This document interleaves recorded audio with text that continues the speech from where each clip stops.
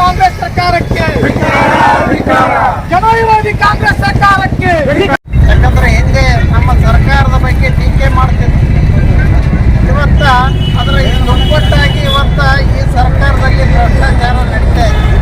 ಮೊನ್ನೆ ತಮಗೆ ಗೊತ್ತಿದೆ, ವಾಲ್ಮೀಕಿ ಅಭಿವೃದ್ಧಿ ನಿಗಮದಲ್ಲಿ 187 ಕೋಟಿ ರೂಪಾಯಿಗಳ ಆ ಒಂದು ಸಚಿವರ ತಲೆದಂಡ ಈಗಾಗಲೇ ಆಗಿದೆ. ಇನ್ನೂ ಅದರಲ್ಲಿ ಯಾರ್ಯಾರು ತಲೆದಂಡ ಆಗುತ್ತೋ ಗೊತ್ತಿಲ್ಲ. ಯಾಕಂದ್ರೆ ಕೇವಲ ರಾಜ್ಯ ಮಂತ್ರಿಯಿಂದ ಇದಾಗೋದಕ್ಕೆ ಸಾಧ್ಯ ಇಲ್ಲ. ಇದಕ್ಕೆ ನೇರವಾಗಿರುವಂಥ ಹೊಣೆಗಾರಿಕೆ ಮಾನ್ಯ ಮುಖ್ಯಮಂತ್ರಿಗಳಾದಂದ್ರೆ ತಪ್ಪಾಗಲಿಕ್ಕಿಲ್ಲ. ಯಾಕಂದರೆ ಆರ್ಥಿಕ ಇಲಾಖೆ ಅವರ ಒಂದು ಶಿಫಾರಸಿನಲ್ಲಿ ಇವತ್ತು ಆರ್ಥಿಕ ಇಲಾಖೆ ಗೊತ್ತೇ ಇಲ್ಲದೇ ಇವತ್ತು ಯಾವುದೋ ಬ್ಯಾಂಕ್ಗಳಲ್ಲಿ ಅಕೌಂಟನ್ನು ತೆಗೆಯುವಂಥದ್ದು, ಈ ಹಣವನ್ನು ವರ್ಗಾವಣೆ ಮಾಡುವಂಥದ್ದು, ಅಲ್ಲಿಂದ ಹಣವನ್ನು ತೆಗೆದುಕೊಂಡಿರುವಂಥದ್ದನ್ನು ತಾವು ಗಮನಿಸ್ತೀವಿ.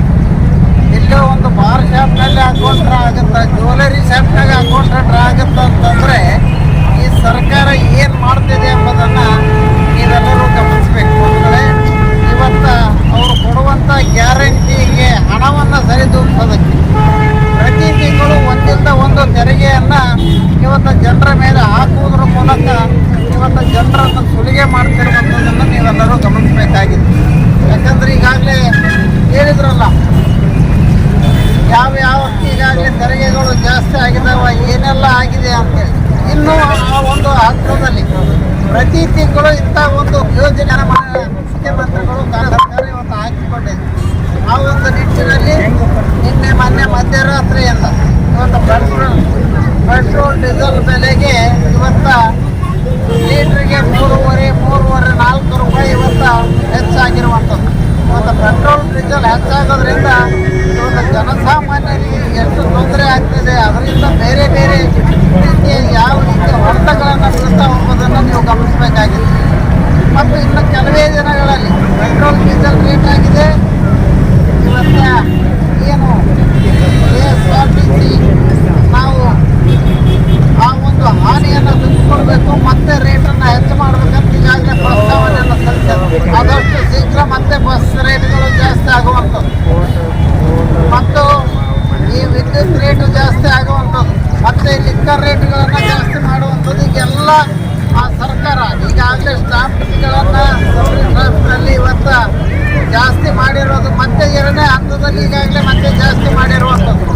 ಹೀಗಾಗಿ ಇವತ್ತು ಜನರನ್ನು ಸುಲಿಗೆ ಮಾಡುವಂಥ ಒಂದೇ ಒಂದು ಕಾಯಕ ಇವತ್ತು ಈ ಸರ್ಕಾರ ಮಾಡ್ತಾ ಇದೆ. ಅದರಿಂದ ಜನರಿಗೆ ಆಗುವಂಥ ತೊಂದರೆಯನ್ನು ಪ್ರತಿಭಟಿಸಿ ಇವತ್ತು ಭಾರತೀಯ ಜನತಾ ಪಕ್ಷ ರಾಜ್ಯದಾದ್ಯಂತ ಪ್ರತಿ ಮಂಡಲದಲ್ಲಿ ಇವತ್ತು ಹೋರಾಟವನ್ನು ಮಾಡ್ತಾ ಇದ್ದೇವೆ.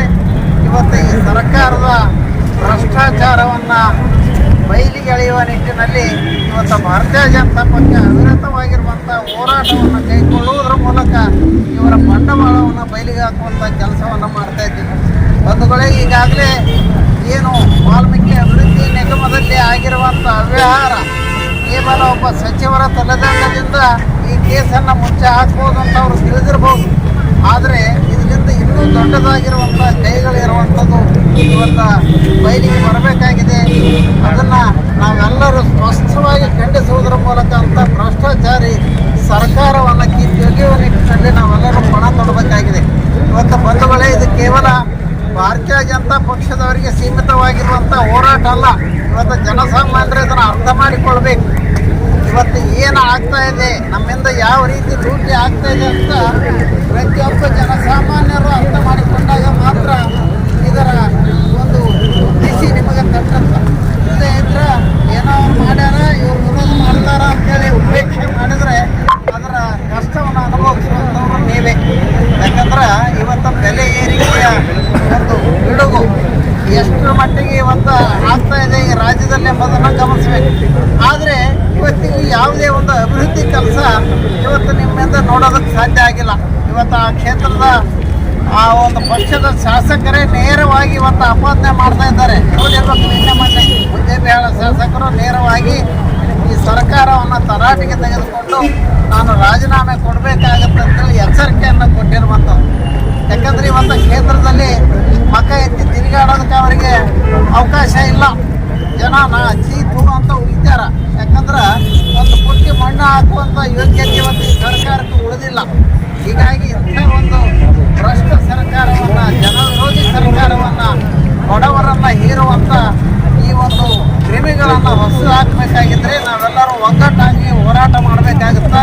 ಹೀಗಾಗಿ ಇಂಥ ಒಂದು ಹೋರಾಟಕ್ಕೆ ಬೆಂಬಲಿಸಿರುವಂಥ ಎಲ್ಲರಿಗೆ ನನ್ನ ಹೇಳುವುದರ ಮೂಲಕ ಈ ಹೋರಾಟ ಕೇವಲ ಒಂದು ಸಾಂಕೇತಿಕ ಹೋರಾಟ ಆದರೆ ಖಚಿತವಾಗಿರುವಂಥ ನಿಟ್ಟಿನಲ್ಲಿ ಸರ್ಕಾರ ಜನ ವಿರೋಧಿ ನೀತಿಯನ್ನು ವಿರೋಧಿಸಿ ನಾವು ಹೋರಾಟವನ್ನು ಮುಂದುವರೆಸೋಣ ಅಂತ ಹೇಳ್ತಾ ನಮ್ಮ ಎರಡು ಮಾತುಗಳಿಗೆ ವಿರಾಮ.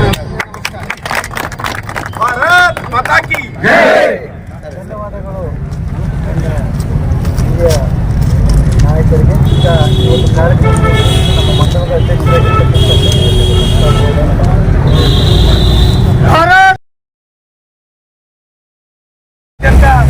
ಮಾಡ್ತಾ ಇದ್ದು ನಮ್ಮ ಪಕ್ಷದ ವತಿಯಿಂದ ಇಂದು ಜನಸಾಮಾನ್ಯರಿಗೆ ಪೆಟ್ರೋಲ್ ಡೀಸೆಲ್ ಏರಿಕೆಯಿಂದ ಆಗ್ತಕ್ಕಂಥ ತೊಂದರೆಗಳು ಸಾಕಷ್ಟಿವೆ. ಇವತ್ತು ಏನಾದರೂ ಒಂದು ಟ್ರಾನ್ಸ್ಪೋರ್ಟೇಷನ್ ಆಗಬೇಕಾದ್ರೂ ಕೂಡ ಪೆಟ್ರೋಲ್ ಡೀಸೆಲ್ ಮೇಲೆ ಅವಲಂಬಿತರಾಗಿರ್ತೀವಿ. ಇವತ್ತು ಸಿದ್ದರಾಮಯ್ಯವರ ಕಾಂಗ್ರೆಸ್ ನೇತೃತ್ವ ಸರ್ಕಾರ 1 ವರ್ಷ ಆಯಿತು. 1 ವರ್ಷ ಸಾಧನದಲ್ಲಿ ಇವತ್ತು ವಿದ್ಯುತ್ ಬೆಲೆ ಏರಿಕೆ ಮಾಡಿದ್ದಾರೆ, ಹಾಲಿನ ದರ ಏರಿಕೆ ಮಾಡಿದ್ದಾರೆ, ಮತ್ತು ಸ್ಟ್ಯಾಂಪ್ ಏರಿಕೆ ಮಾಡಿದ್ದಾರೆ, ಮತ್ತು ಇವತ್ತು ಡೀಸೆಲ್ ಪೆಟ್ರೋಲ್ ದರ ಏರಿಕೆ ಮಾಡಿದ್ದಾರೆ. ಸಾಕಷ್ಟು ಕೂಡ 1 ವರ್ಷ ಸಾಧನೆಯಲ್ಲಿ ಬರೀ ಏರಿಕೆ ಮಾಡಿದ್ದಾರೆ. ಕೊಡುವ ಗ್ಯಾರಂಟಿ 2,000 ತಗೊಳ್ಳೋದು 6,000 ಆಗಿದೆ.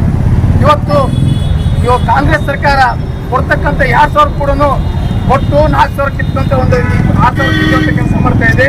ಅದ್ರ ಜೊತೆಗೆ ಇವತ್ತು ಈ 170 ರೂಪಾಯಿ ಪ್ರೋತ್ಸಾಹಧನ ಅಕ್ಕಿದು 5 kg ಅದು ಕೂಡ ನಿಂತಿದೆ. ಇವತ್ತು ಜನಸಾಮಾನ್ಯರಿಗೆ ಮತ್ತು ಬಡ ವಿರೋಧಿ, ಇವತ್ತು ಜನಸಾಮಾನ್ಯ ವಿರೋಧಿ ಕಾಂಗ್ರೆಸ್ ಸರ್ಕಾರ ಕಿತ್ತುಕೋಬೇಕು. ಮತ್ತು ಈ ಪೆಟ್ರೋಲ್ ಡೀಸೆಲ್ ದರ ಏರಿಕೆ ಮಾಡಿದ್ದಿಲ್ಲ, ತಕ್ಷಣವೇ ಅವರು ವಾಪಸ್ ಪಡೆದು ಮೊದಲಿನ ಒಂದು ನಿಗದಿ ದರವನ್ನು ನಿಗದಿಪಡಿಸಬೇಕು. ಇವತ್ತು ಈ ಒಂದು ಆ ದರವನ್ನು ವಾಪಸ್ ತೆಗೆದುಕೊಳ್ಳದಿದ್ದರೆ ಇವತ್ತು ಸಾಂಕೇತಿಕವಾಗಿ ರಾಜ್ಯದಲ್ಲಿ ಮಾಡಿದ್ದೀವಿ, ಇಡೀ ದೇಶದಲ್ಲಿ ಈ ಒಂದು ನಾವು ಪ್ರತಿಭಟನೆ ಮಾಡುತ್ತೇವೆ. ಇವತ್ತು ಕಾಂಗ್ರೆಸ್ ಸರ್ಕಾರಕ್ಕೆ ಎಚ್ಚರಿಕೆ ಕೊಡ್ತೇವೆ. ಜನಸಾಮಾನ್ಯರ, ರೈತ ವಿರೋಧಿಗಳ ಮತ್ತು ಬಡ ವಿರೋಧಿ ಕಾಂಗ್ರೆಸ್ ಸರ್ಕಾರ ಇದೇ ಧೋರಣೆ ಮುಂದುವರೆದರೆ ಈ ರಾಜ್ಯ ಸರ್ಕಾರ ಹೋಗುವವರೆಗೂ ಬಿಜೆಪಿ ಪಕ್ಷದಿಂದ ನಿರಂತರ ಪ್ರತಿಭಟನೆ ಮಾಡುವಂತ ಈ ವೇದಿಕೆ ಮೂಲಕ ಹೇಳಿಕೊಳ್ತಾ ಈ ಒಂದು ಪ್ರತಿಭಟನೆಯಲ್ಲಿ ಪಾಲ್ಗೊಂಡಂತ ಎಲ್ಲ ನಮ್ಮ ಪಕ್ಷದ ಮುಖಂಡರಿಗೂ ಕಾರ್ಯಕರ್ತರಿಗೂ ತುಂಬ ಹೃದಯ ಧನ್ಯವಾದ. ಜೈ ಹಿಂದ್, ಜೈ भारत माता की जय, भारत माता की जय। भ्रष्ट कांग्रेस सरकार के भ्रष्ट कांग्रेस सरकार के पेट्रोल डीಸೆಲ್ ಏರಿಕೆ ಮಾಡಿರುವಂತ ಕಾಂಗ್ರೆಸ್